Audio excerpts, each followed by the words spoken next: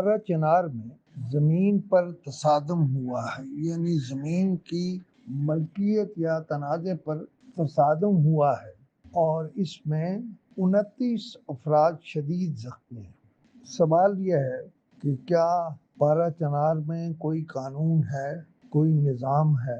کیونکہ انتظامیہ اور پولیس کے درمیان میں آ جانے کے بعد فائرنگ بہت شدت سے جاری ہے اور انتظامیہ اور پولیس دونوں فائرنگ نہیں رکوا سکی۔ حکومت کے بارے میں ایک بات کہتی ہے کہ حکومت وہ ہوتی ہے جو منٹ منٹ پر غور کرے، لیکن یہ تو گھنٹوں بھی غور نہیں کر سکتی، کچھ بھی ان کے ہاتھ میں نہیں۔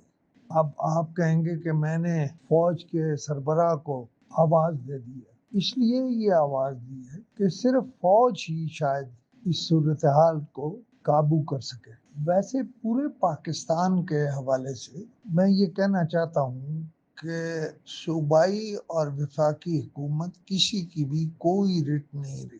جب دل کرتا ہے تاجر چینی کا بحران پیدا کر، جب دل کرتا ہے آٹے کا بحران پیدا کر دیتے ہیں۔ مذاق میں اگر میں یہ کہوں کہ صوبائی اور مرکزی حکمران اب شاید پیاز کا بحران پیدا کر دیں گے اور شاید پرسوں آلو کا بحران پیدا کر دیں گے۔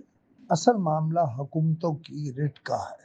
مثلا میں اگر یہاں حوالہ دوں تو F9 پارک میں ایک شخص نے جس طرح کا کام کیا، اسلام آباد کی انتظامیہ تو سارے وسائل رکھتی ہے، یعنی پورے شہر میں کیمرے لگے ہوئے ہیں، لیکن انہیں وہ شخص ملا نہیں۔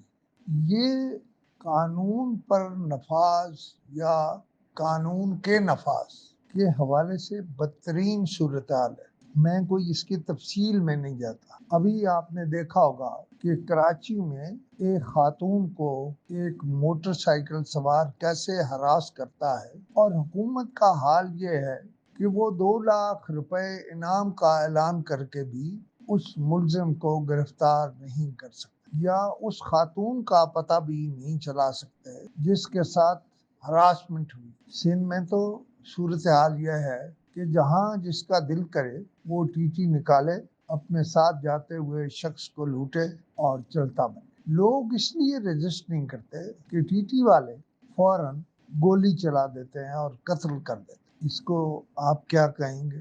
یہ آپ ہی پر چھوڑتا ہوں۔